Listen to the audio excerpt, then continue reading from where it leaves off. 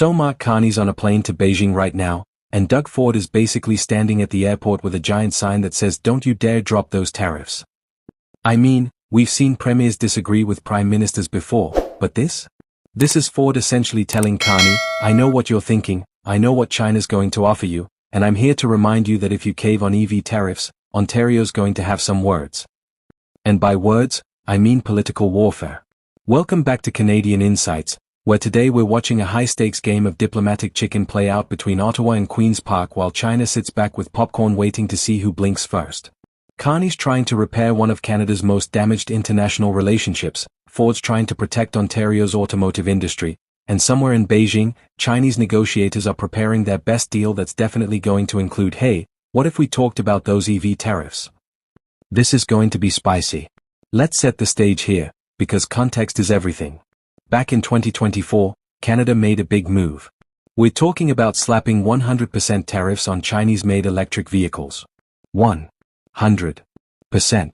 That's not a gentle discouragement, that's basically putting up a wall and saying Chinese EVs, you shall not pass. Canada also threw in hefty tariffs on Chinese steel and aluminum for good measure, because apparently we were going all in on the whole protecting domestic industry thing.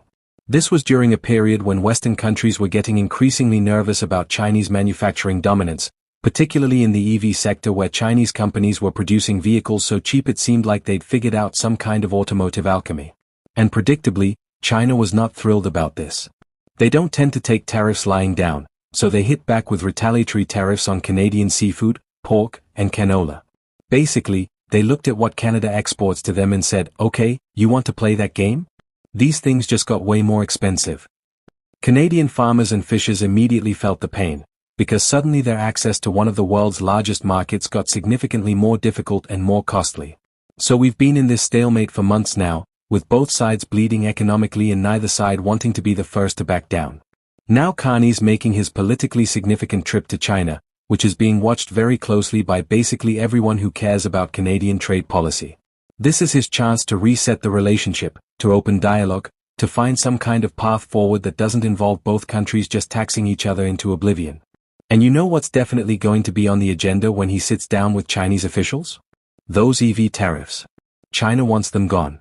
They want access to the Canadian market for their electric vehicles, and they're probably going to offer some very attractive things in exchange. And this is where Doug Ford enters the picture like a protective older brother who's heard his sibling is about to make a questionable life choice. Ford's not waiting for Carney to come back from China with a deal and then react to it. He's getting ahead of it, publicly warning Carney not to drop those tariffs, making it crystal clear that Ontario, which is Canada's economic powerhouse and automotive heartland, is watching very closely and will not be happy if those tariffs come down. But here's where it gets interesting, because Ford's not just saying keep China out. His position is actually more nuanced than that, and it reveals a lot about what Ontario wants versus what Ontario fears. Ford has said he would welcome Chinese brands setting up factories in Canada. Read that again. He's okay with Chinese automotive manufacturers coming to Canada, he's okay with Chinese investment, he's okay with Chinese brands competing in the Canadian market. What is not okay with is cheap Chinese-made vehicles flooding in from overseas and undercutting Canadian manufacturing. It's the difference between come here and compete versus stay there and dominate.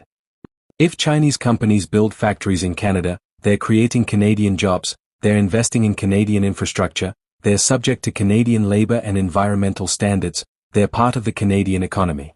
They might still have advantages, but at least they're playing on the same field. But if we just drop tariffs and let Chinese-made vehicles pour in at prices Canadian manufacturers can't match, we're essentially handing over market share without getting anything in return except cheaper cars for consumers, which sounds good until you consider the jobs that disappear. So Ford's walking this tightrope where he needs to appear open to investment and competition, because being protectionist for protectionism's sake isn't a great look, but he also needs to protect Ontario's 90,000 automotive workers and the massive ecosystem that depends on vehicle manufacturing. It's actually a pretty smart political position because it lets him say, I'm not anti-China, I'm not anti-competition, I'm just pro-Canadian jobs and pro-fair competition. Now let's talk about what Carney's facing in Beijing, because this is not an easy negotiation. On one side, he's got agricultural provinces and fishing communities that are desperate for those Chinese retaliatory tariffs to go away. Canola farmers in Saskatchewan and Alberta, pork producers across the country, seafood exporters on both coasts, they're all hurting and they want relief. They want their market access back, and they're probably putting a lot of pressure on Carney to get a deal done. Any deal. On the other side, he's got Ontario, Quebec, and the entire automotive sector basically saying, don't you dare sacrifice our industry to help farmers and fishers. And that's a brutal political calculation because both sides have legitimate needs and legitimate pain. The farmers didn't do anything wrong, they're just caught in the crossfire of a trade dispute. But automotive workers also didn't do anything wrong, and their jobs are at stake if Chinese EVs get easy access to the Canadian market. China knows all this, by the way. They're not walking into these negotiations blind. They know Canada's divided on this issue, they know different regions have different priorities, they know Carney's under pressure from multiple directions. And they're going to use that. They're going to dangle the carrot of restored market access for Canadian agricultural products. They're going to talk about the benefits of improved relations. They're going to make the case that dropping the EV tariffs is good for Canadian consumers and good for meeting climate targets because cheaper EVs mean faster adoption. And here's the thing, they're not entirely wrong on that last point. Canada has ambitious climate targets, and transitioning to electric vehicles is a huge part of meeting those targets. Cheaper EVs would accelerate that transition.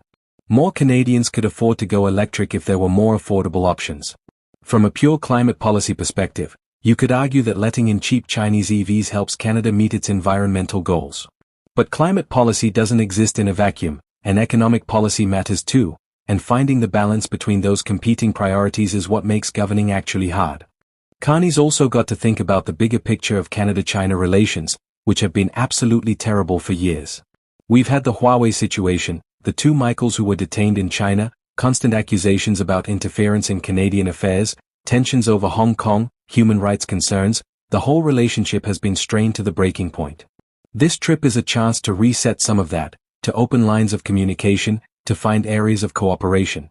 But if that reset comes at the cost of Ontario's automotive industry, the political price back home might be more than Carney can afford to pay. And let's talk about the United States for a second, because they're always relevant when we're discussing Canadian automotive policy. The US has been very aggressive about keeping Chinese vehicles out of the American market. They've got their own tariffs, their own concerns about national security and industrial policy, their own reasons for wanting to protect domestic manufacturing. If Canada drops its tariffs and becomes the path of least resistance for Chinese EVs into North America, that's going to create tension with the United States. They're going to worry about supply chain integration, about parts crossing borders, about the competitive implications. We've seen this movie before with NAFTA and USMCA negotiations where Canada had to balance its own interests against American demands. The automotive sector is deeply integrated across the border, and making decisions that put Canada out of step with US policy could have serious consequences. Ford knows this, which is why he's not just worried about Chinese competition in Canada, he's worried about what dropping tariffs does to Canadian access to the American market. There's also this question of reciprocity and fairness that's hard to ignore. Chinese automotive manufacturers benefit from massive state subsidies, from industrial policies designed to create global champions, from lower labor costs, from different environmental and safety standards. They're not competing on a purely market basis, they're competing with the full weight of the Chinese state behind them. So when Canada considers dropping tariffs, we're not just opening our market to competition, we're opening it to state-backed industrial strategy that's explicitly designed to dominate global markets. Is that a competition Canadian manufacturers can win? Even if Chinese companies build factories here, they'll still have advantages from their home market scale, from their supply chains, from their technological head start in EVs. Ford's betting that having them manufacture in Canada at least levels the playing field somewhat and creates jobs here, but it's not a sure thing. Chinese companies might build factories, employ Canadian workers, and still leverage their advantages to dominate the market. Or they might just use the threat of building factories as a bargaining chip to get tariffs dropped without actually making significant investments. The political optics of all this are also fascinating. Ford's basically conducting his own foreign policy here, or at least trying to influence federal foreign policy, which is technically not his jurisdiction. Provinces don't set tariff policy, the federal government does. But Ford's got enough political weight and Ontario's got enough economic importance that he can't be ignored. He's making his position clear before Carney even sits down at the negotiating table, which puts pressure on the Prime Minister to consider Ontario's concerns. And Ford's not subtle about it. He's warning Carney publicly, using media, making sure everyone knows where Ontario stands. This isn't quiet diplomacy behind closed doors, This is Ford taking his case to the public and essentially saying I'm watching, Ontario's watching, and if you come back from China with a deal that screws our automotive sector, there will be political consequences. It's aggressive, it's bold, and it's exactly the kind of thing Ford does because there's never been one for subtle. So what's Carney going to do? Does he cave to Chinese pressure and agricultural sector needs and drop the tariffs, knowing he'll face Ford's wrath? Does he hold the line on tariffs, come back with maybe some minor concessions on other issues, and disappoint the farming and fishing sectors? Does he try to thread the needle with some kind of compromise position, maybe partial tariff reductions with conditions attached? Whatever he decides, he's going to make someone unhappy. That's the nature of trade policy when you've got competing interests. The farmers want market access. The auto workers want job protection. Consumers want cheap EVs. The climate lobby wants faster EV adoption. The national security folks want less dependence on China. The business community wants stable trade relationships. You can't make all of them happy simultaneously, so you make tough choices and hope the benefits outweigh the costs. My guess? Carney's going to try to find some middle ground. Maybe he agrees to review the tariffs rather than dropping them immediately. Maybe he gets commitments from China about market access that go beyond just the retaliation targets. Maybe he extracts promises about Chinese investment in Canada as part of any tariff reduction. He's a smart politician, he knows the landmines in front of him, and he's not going to just give China everything they want without getting something substantial in return. But Ford's already drawn his line in the sand. He's already made it clear that from Ontario's perspective, those EV tariffs need to stay. So even if Carney comes back with what he thinks is a good deal, he's going to face immediate pushback from Canada's most populous and economically important province. And that's going to make implementation difficult and politically costly. The broader question here is what kind of trade relationship Canada wants with China.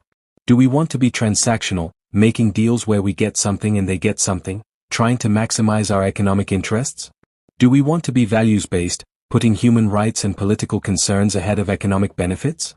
Do we want to be strategic, thinking about long-term industrial policy and economic resilience? These are fundamentally different approaches, and we keep lurching between them depending on which issue is front and center at any given moment. What do you think Carney should do? Should he hold firm on those tariffs and protect Ontario's auto sector, or should he make a deal that helps farmers and fishers even if it means more Chinese EV competition? Is Ford right to be sounding the alarm, or is he being overprotective of an industry that needs to learn to compete? Drop your thoughts in the comments, because this is the kind of issue where there's genuinely no easy answer. And if you've stuck around this long, you're clearly a Canadian politics junkie just like me, so hit that subscribe button for Canadian insights. We're cranking out videos all day keeping you updated on every twist and turn in the wild world of Canadian politics. Smash that bell, stay informed, and remember, when the Prime Minister goes to China, Ontario watches very, very closely. See you in the next one.